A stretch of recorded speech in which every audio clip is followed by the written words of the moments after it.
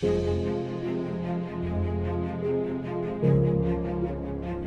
오늘 이제 호세아 이제 6장까지 왔는데요.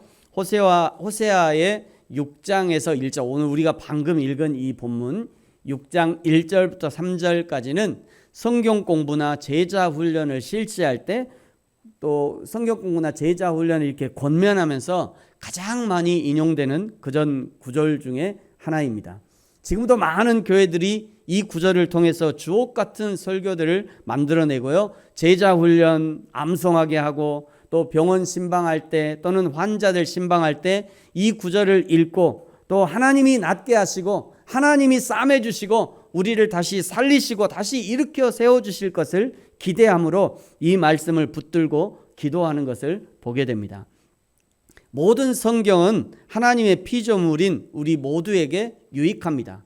그것을 디모데후서 3장 16절 17절에서 말씀하죠. 우리 앞에 나옵니다. 같이 한번 읽을까요? 시작.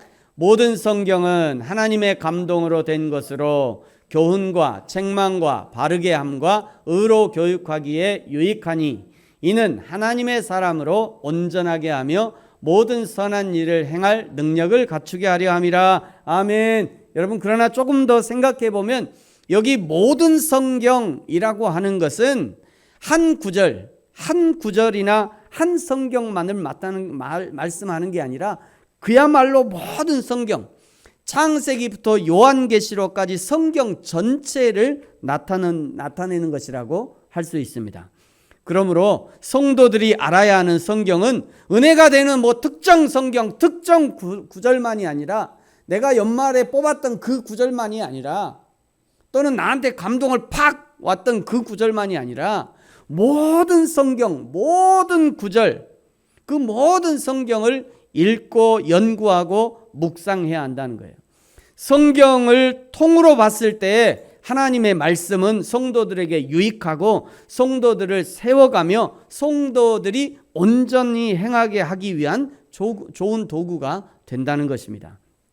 그러나 구절구절로 따져보면요, 그냥 구절로 따져보면 성도들이 주의해야 할 구절도 분명히 존재합니다. 예를 들어 출애굽기 32장 27절에 보면요, 모세가 시내산에 올라가서 늦으니까 점점 늦어졌어요. 늦어지니까 밑에 기다리던 사람들이 모세가 올지 안 올지도 모르고 우리가 언제까지 기다려야 되냐 그러면서 아론에게 막 불평불만합니다. 우리를 위해서 하나님을 만들어라 막 이렇게 얘기를 해요. 그랬더니 아론이요, 그러면 너희들 금 이빨이니 금 팔찌니 이거 다 가져와. 그래가지고 저 금으로 송아지 우상을 만들어요. 그리고 그 앞에서 이것이 우리 하나님이라고, 이것이 우리를 지켜주신 하나님이라고 그냥 좋아갖고 난리를 핍니다. 그때 딱 모세가 내려와요. 그래갖고 난리를 치죠, 이제 모세가. 그때 모세가 뭐라고 하냐면요, 그 우상 숭배한 사람들을 향해서 레위인 제사장들에게 말해가지고요, 그날 우상 숭배한 이스라엘 백성들을 제사장들이 다 죽여라 얘기합니다. 그리고 실제로 제사장들이 칼을 옆에 차고 가가지고요, 그날 우상 숭배한 사람을 다 죽여요. 그날 죽은 사람이 몇 명이었냐? 3,000명 정도 된다라고 성경이 얘기하고 있어요. 자, 그러면 지금도 우상 숭배하는 사람들이 많잖아요. 목사들하고 성도들하고 아주 싹 칼 차고 가서 다 죽여버릴까요? 그래도 되나요? 저 박림동에 가면 그 뿅뿅다리 거기 가면요, 쫙 있거든요. 저 우상 숭배하는 사람들 쫙 무당들이 쫙 있어요. 거기 우리 한번 갔다 올까요? 예? 가서 다 그냥 성경이 이렇게 얘기했으니까 다 한번 죽여도 될까요? 지금 그런 얘기 하는 거 아니죠. 그렇게 적용해서는 안 되는 거예요. 제가 극단적으로 예를 들었습니다만 이런 예와 비슷한 구절이 오늘 호세아 6장 1절, 2절, 3절이에요. 6장 1절, 2절, 3절이 분명히 회복될 이스라엘 백성에 대한 예언적 그런 구절이기도 합니다만 그것만이 아니라 지금 이스라엘 백성들의 속내를 보여주는 그런 구절이라고 할 수 있어요. 여러분, 우리가 방금 읽었습니다만 다시 한번 천천히 1절, 2절, 3절을 읽으면서 이 구절에서 도대체 문제가 뭔지 여러분 한번 찾아보시기 바랍니다. 자, 같이 1절, 2절, 3절 같이 한번 읽습니다. 시작. 오라 우리가 여호와께로 돌아가자. 여호와께서 우리를 찢으셨으나 도로 낫게 하실 것이요 우리를 치셨으나 싸매어 주실 것임이라. 여호와께서 이틀 뒤에 우리를 살리시며 셋째 날에 우리를 일으키시리니 우리가 그의 앞에서 살리라. 그러므로 우리가 여호와를 알자. 힘써 여호와를 알자. 그의 나타나심은 새벽 빛같이 어김없나니 비와 같이 땅을 적시는 늦은 비와 같이 우리에게 임하시리라 하니라. 아멘. 얼마나 은혜가 되고 성경 공부에 대한 제자 훈련에 대한 너무나 강력한 동기부여가 되는 그런 구절 아닙니까? 그런데 문제가 여러분 보이십니까?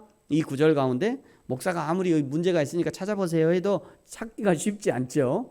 왜 이렇게 쉽지 않냐면 우리는요 원래 이 구절을 읽고 암송할 때 그냥 은혜 받았어요.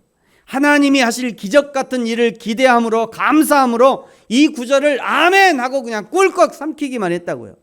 그러니 그러한가 하고 연구해 보지 않았습니다. 한 번도 이 구절을 가지고 이 구절에 뭐가 문제가 있을까 의심도 안 해봤어요. 한 번도 지금까지. 지금도 역시 마찬가지. 여러분 오늘 이제 설교를 듣고 나면 약간 의심이 갈지도 몰라요. 이 구절에서 여러분 이 구절에서 첫 번째 문제가 될 수 있는 것은요 우리라고 하는 단어입니다. 여기 1절부터 3절까지 우리라고 하는 단어가 8번 반복돼요. 우리가, 우리를, 우리가, 우리를, 우리가, 우리를, 우리에게 8번 반복됩니다.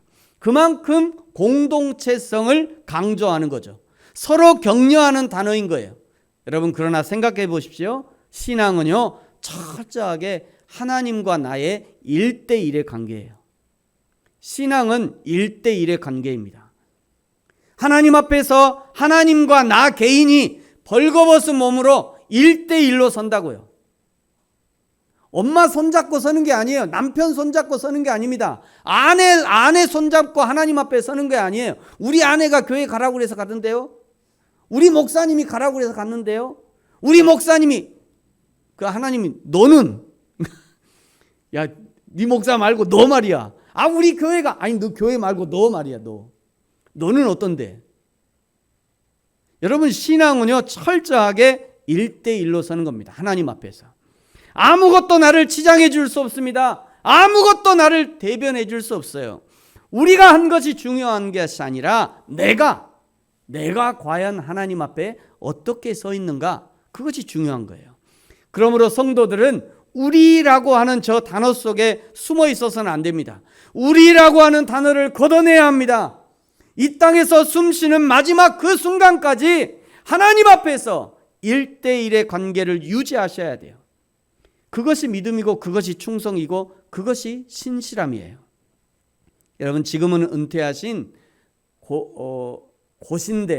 고신대의 박영돈 교수님이라는 교수님이 쓴 글이 있어요. 제목은 뭐냐면 착각하지 마시길.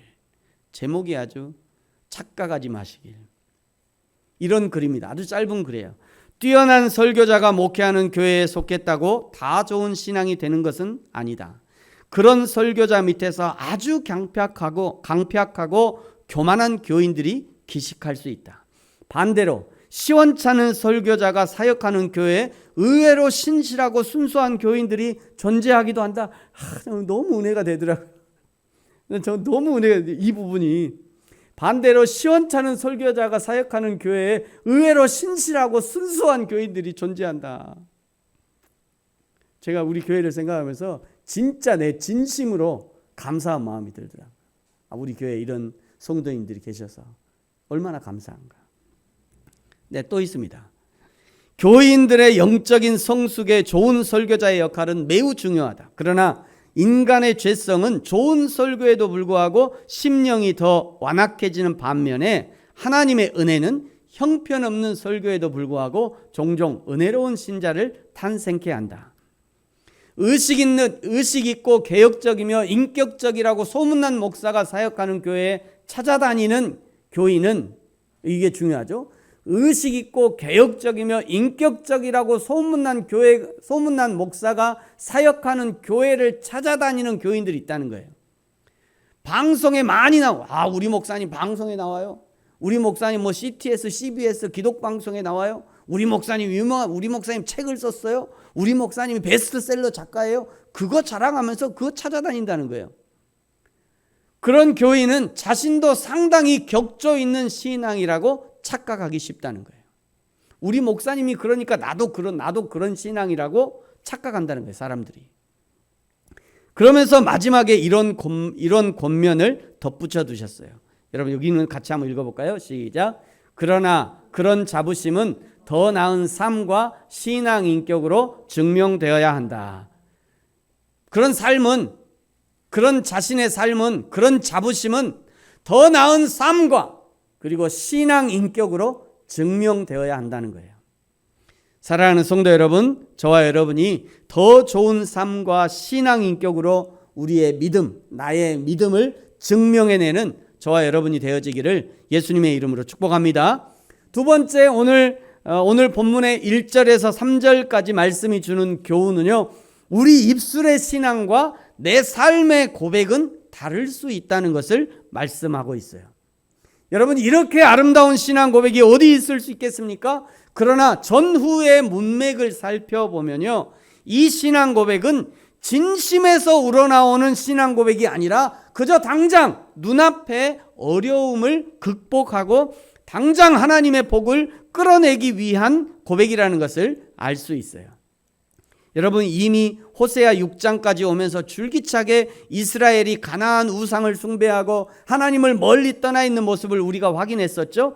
그 이스라엘의 모습을 하나님이 호세아의 인생을 통해서 음란한 여인 고멜과 결혼하고 자녀를 낳는 과정을 통해서 이미 드러내셨다는 것을 우리가 여기까지 오면서 확인했었습니다.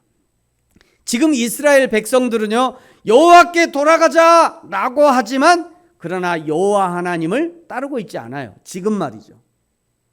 그들은 힘써 여호와 하나님을 알자라고 소리치지만 그러나 여호와 하나님을 알아가는 데는 관심이 없어요. 여전히 이방의 우상을 섬기고 따르고 있는 것이죠. 그러면서도 우리가 여호와 하나님께 돌아가기만 하면 언제든지 하나님은 우리를 낫게 하실 것이다. 하나님이 어김없이 우리에게 응답해 주실 것이라고 믿고 있는 거죠.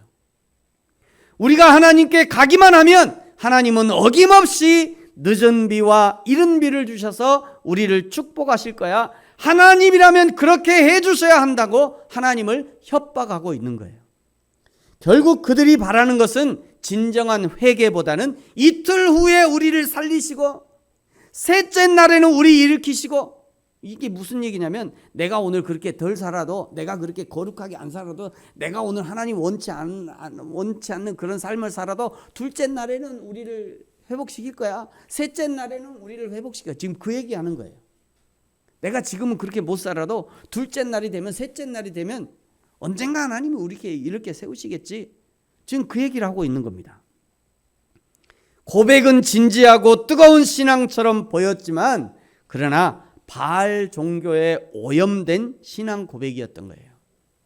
자신의 변화는 없이 내가 원하는 때, 내가 원하는 뜻을, 내가 원하는 방법대로 응답해 주기를 바라는, 그야말로 나를 창조하신 여호와 하나님을 섬기는 것이 아니라 내가 만든 하나님이라고 하는 우상, 하나님이라고 하는 우상을 섬기는 사람들이 되어버린 거예요.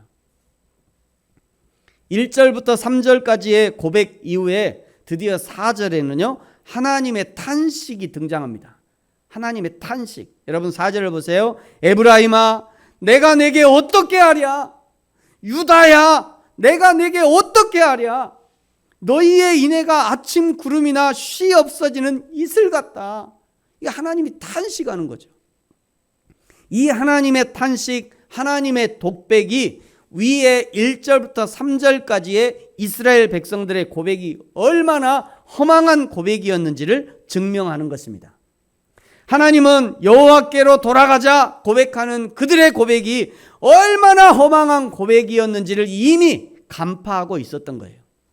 여호와 하나님은 우리를 낫게 하실 것이고 우리를 싸매 주실 것이고 이틀 후에 우리를 살려주시고 셋째 날에 우리를 일으키시고 우리가 살게 될 것이라는 이스라엘 백성들의 이 근거 없는 자신감, 근거 없는 그 자신감을 하나님이 지금 비웃고 있는 거예요. 나는 오늘은 내가 이렇게 살아도 내일은 하나님이 날 해주실 거야.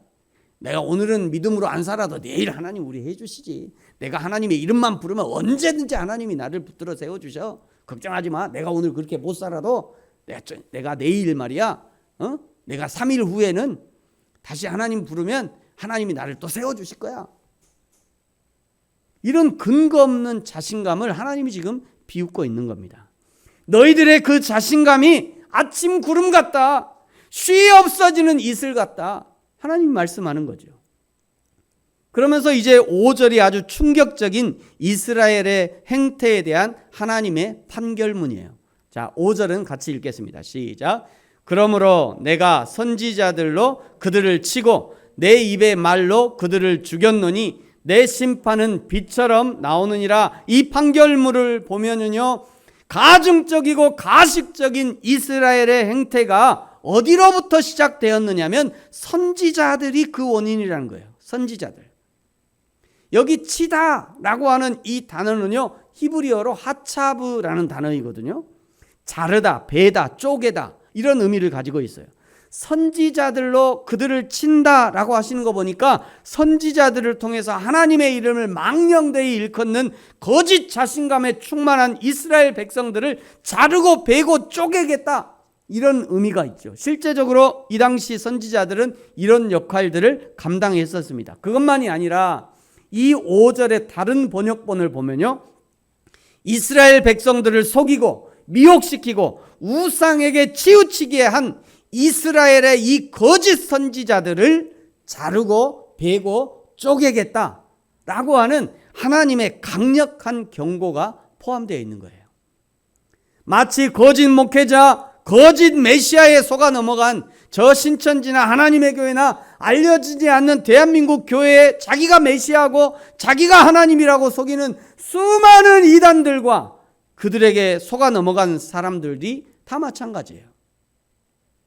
지금도 대한민국에 자기가 자칭 하나님이라고 하는 사람이 80명 있다잖아요. 80명. 장성에는요, 뭐가 있더라? 멜기세덱 하나님이 저 장성에 있어요. 대한민국은 대단히 신령한 국가예요. 가만 보면 하나님이 한두 분이 아니에요. 이단에 넘어간 것이 이미 하나님의 치심을 받은 것이죠. 하나님의 심판을 받은 거예요. TV에서 저렇게 뉴스가 나오고 전 세계 사람들이 보는 영화로도 소개가 되었음에도 불구하고 그런 영화나 그런 뉴스가 조작이라고 말하는 거예요. 우리 선생님은 그런 분이 아니라고 얘기한다는 거예요. 우리 목자는 절대 그렇지 않다고, 그 모든 것이 사단의 공격이라고, 오히려 더 집단과 교주를 싸고 도는 것이 그 심령이 이미 화인 맞은 심령이 되었다는 증거인 것이에요. 제가 꼰대라는 소리를 들을지도 모를 일입니다만, 제가 어릴 때는요, 시골에서 다른 지역이나 서울에 올라가서 이제 지역 교회를 찾을 때 내가 시골에서 다녔던 그 교회 마크를 보고 왔어요. 이런 교회 마크. 그러면 내가 시골에서 다녔던 그 교회 마크랑 똑같으면 그나마 안심할 수 있는 그런 신앙생활을 할 수 있었던 거죠. 참고로 저희 교회 마크는 개혁 측에도 이게 2개가 있어요. 저희 교회는 요 개혁 측입니다. 여기 청량리 개혁 측이라고 그래요. 보통 청량리 개혁 측. 우리 교회는 이쪽이 이렇게 마크를, 우리 교회가 속한 총회 마크는 이렇게 써요. 그런데 지금은요, 이 합동측 마크를 달아놓고 2단이 많아요. 합동측 마크 단 2단. 통합측 마크를 달아놓은 2단들도 의외로 많습니다. 워낙 많으니까요, 교회가. 저런 교회들이. 합동측 교회인 줄 알고 들어갔더니 목사님은 순복음교회 신앙을 가르치는 그런 교회들도 있고요. 순복음교회인 줄 알고 들어갔더니 거기는 또 고신측 그 신앙을 가르치는 그런 목사님들이 있는 그런 곳도 많아요. 이런 교단이 대한민국에 총 몇 개냐면요. 120개 교단이 있어요. 교단만 120개. 그러면 교단의 총회장이 120명이라는 게 총회장 들어보셨죠, 여러분? 총회장이 120명이라는 얘기예요. 총회장만 120명이에요. 대한민국 교회. 또 이런 그 총회는요, 반드시 신학교가 있어야 총회가 돼요. 신학교가. 그러니까 신학교가 120개 이상의 신학교가 있다는 거예요. 그러니 양질의 신학 교육이 될 리가 없고요. 그런 목회자들이 1년이면 수천 명씩 쏟아집니다. 교회나 목회자들의 수준이 말할 수 없는 것이죠. 그러므로 사랑하는 성도 여러분, 제가 다시 한번 사도행전 17장 11절의 말씀으로 여러분에게 권면합니다. 우리 같이 한번 읽을까요? 시작. 베레아에 있는 사람들은 데살로니가에 있는 사람들보다 더 너그러워서 간절한 마음으로 말씀을 받고 이것이 그러한가 하여 날마다 성경을 상고함으로. 아멘. 여기 상고한다라고 하는 말씀은요, 자세하게 생각한다 이런 의미거든요. 자세할 상자에다가 생각 깔고 자세하게 생각한다. 이거는 헬라어로 아나크리노라고 하는 그런 단어인데 어떤 의미냐면 조사하다, 자세히 조사하다, 신문하다 이런 뜻을 갖고 있어요. 마치 그 설교를 하고 그 교육을 한 그 목회자의 신학 사상을 조사하듯이 신문하듯이, 그래서 모두 함께 하나님의 진리를 찾아가는 그런 모습이 필요하다는 거예요. 성도들이 어려운 질문하면 버릇없다고 어디 목사님한테 질문하냐고, 믿어야지 그냥 아멘 하세요. 그럴 것이 아니라, 그럴 것이 아니라 그 목사님이 가르쳐주면 목사님 이런 뜻이에요? 이런 뜻이에요? 제가 잘 이해가 안 돼요. 목사님 이런 뜻 맞아요? 이렇게 질문하라는 거예요. 그것이 바르다는 거예요. 자기가 말한 대로. 그런데 이제 이 상고하는 말은 어디서 이상한 말도 안 되는 이단의 그런 교리를 가지고 와서 따지라, 그런 말이 아닙니다. 자기가 말씀대로 살지 못해서 괴로우니까, 목사님이 설교하면 괴로우니까 목사님 그거 가르치지 마세요, 지금 그런 얘기 하는 거 아니에요. 하나님을 더 사랑하고 싶고 하나님의 말씀대로 살고 싶고 하나님의 진리를 실천하고 싶은데 어떻게 하면 진리의 말씀을 내 삶에 더 잘 적용하고 살아낼까, 그것을 고민하라는 것이에요. 그것을 상고하라는 것입니다. 여러분, 피조물인 우리가 창조주 하나님의 말씀을 어떻게 실천할 수 있겠어요? 그건 불가능한 일입니다. 불가능한 일이에요.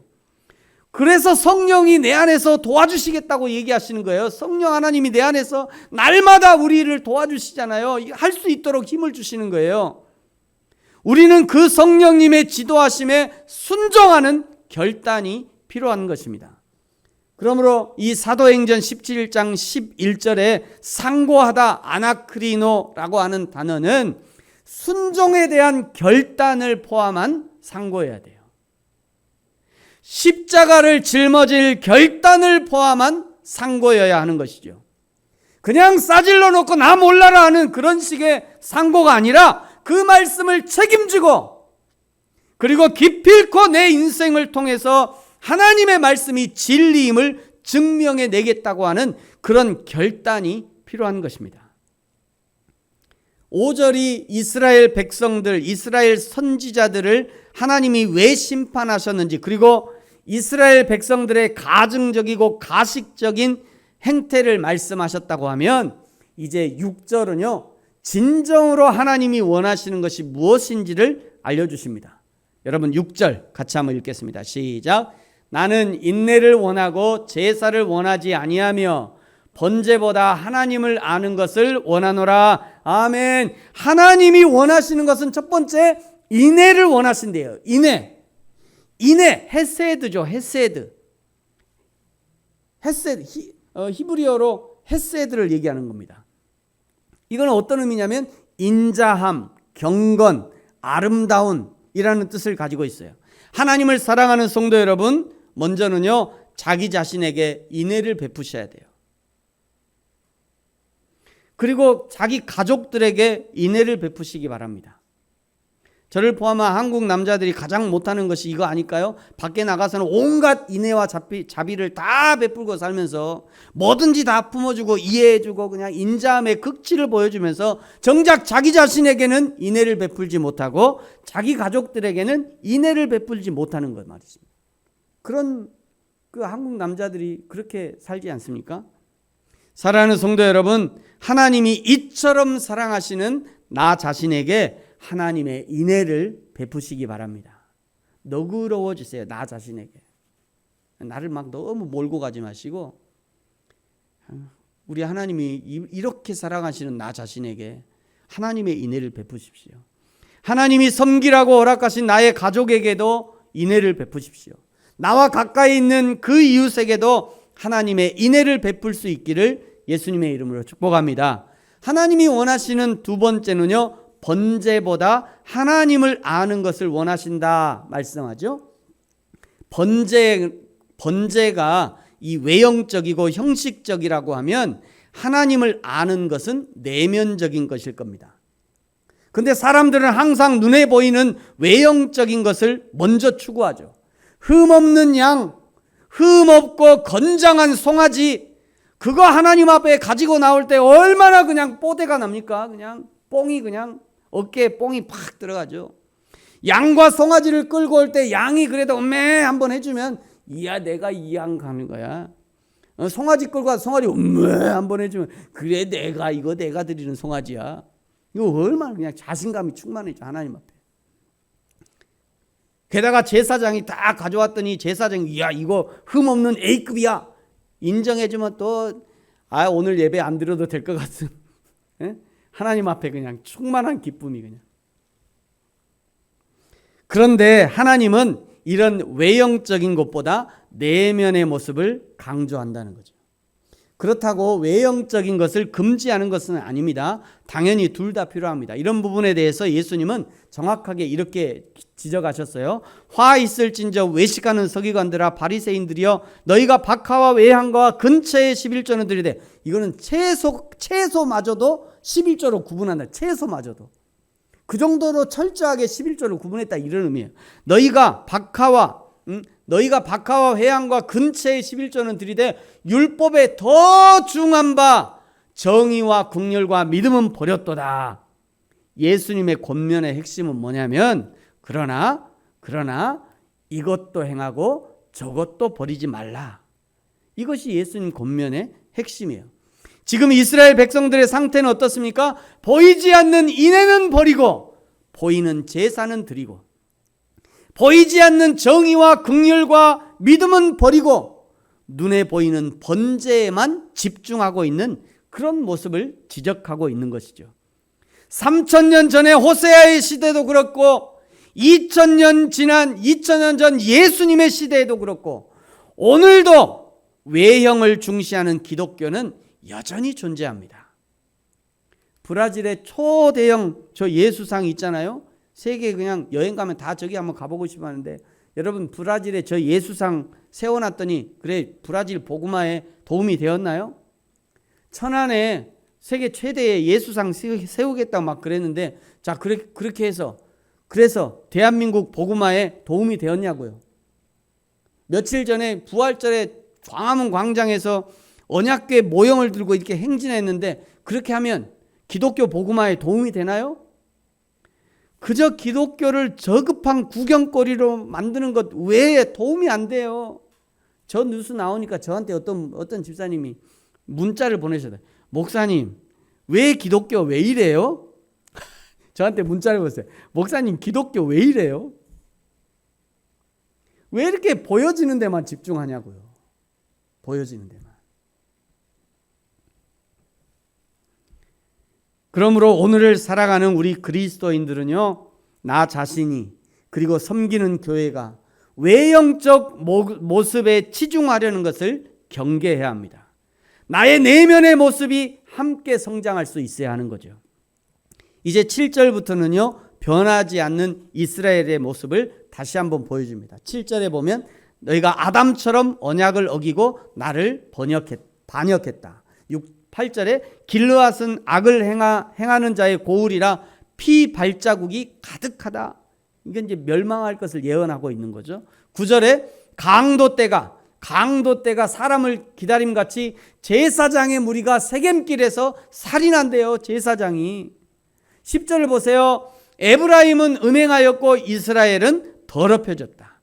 이것이 이스라엘의 실상이라는 거죠. 여호와께 돌아가자. 여호와를 힘써 알자. 그것이 이스라엘의 모습이 아니라 강도짓하고 죽이고 속이고, 그것이 이스라엘의 실상이라고 지금 알려주고 있는 겁니다. 11절에는요. 또한 유다여, 유다 너도 마찬가지라는 거죠. 남유다나 북이스라엘이나 다 똑같다는 것입니다. 유다 너희에게서도 똑같이 추수할 일을 내가 정했다. 너희에게도 똑같이 심판을 행할 것이고 죄의 대가를 물을 거야. 이런 의미의 말씀인 거죠. 그러면 이제 우리는 어떻게 해야 되죠? 우리는 어떻게 해야 되나요? 그것이 오늘 6절, 이 6장의 딱 중간 6절에 하나님이 말씀하셨어요. 여러분 6절 같이 한번 다시 읽겠습니다. 시작. 나는 인애를 원하고 제사를 원하지 아니하며 번제보다 하나님을 아는 것을 원하노라. 아멘. 하나님에 대한 인애, 사랑과 신뢰가 없이 하나님의 언약이 유지될 수 없는 것이고, 하나님에 대한 인격적 알미 없는 예배는 우상 숭배와 같은 것입니다.